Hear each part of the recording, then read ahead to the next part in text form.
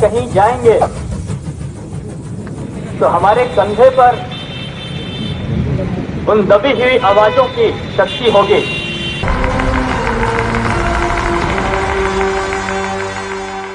मोहम्मद शहाबुद्दीन, अगर आप बिहार से हैं तो इस नाम से भली भांति परिचित होंगे।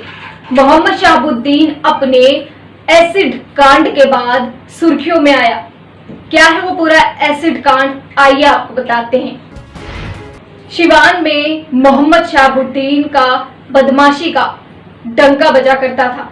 16 अगस्त 2004 एक किराना स्टोर पर कुछ बदमाश आते हैं और उस किराना स्टोर का कैश लूटने की कोशिश करते हैं, लेकिन किराना स्टोर का मालिक राजीव वहां बैठा होता है और इसका विरोध करता है।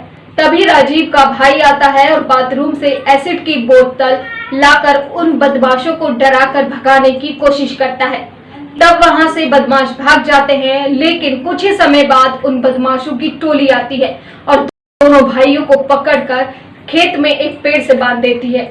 और बदमाशों का राजा वहां पहुंचता है, जिसका नाम होता है मोहम्मद शहाबुद्दीन।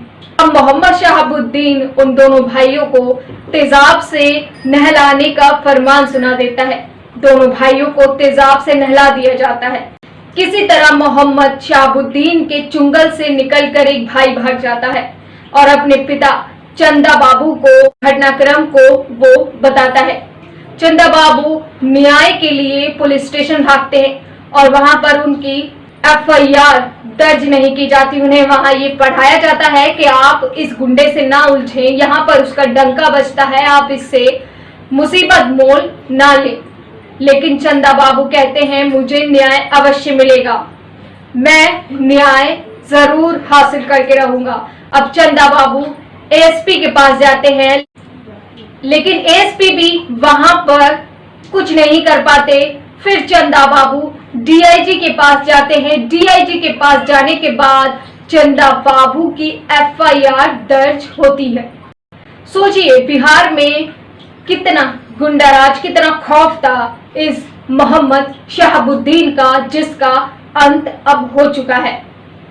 मोहम्मद शहाबुद्दीन इस पूरे घटनाक्रम से खिसिया जाता है और वो गोली मारने की धमकी देता है, पूरे परिवार को उड़ाने की धमकी देता है। इस बीच वो चंदा बाबू के एक पुत्र को गोली भी मार देता है कोर्ट के बाहर। लेकिन चंदा बाबू हिम्मत नहीं हारते और उन्हें न्याय मिलता है। शहाबुद्दीन को कारावास की सजा होती है एसिड कांड में।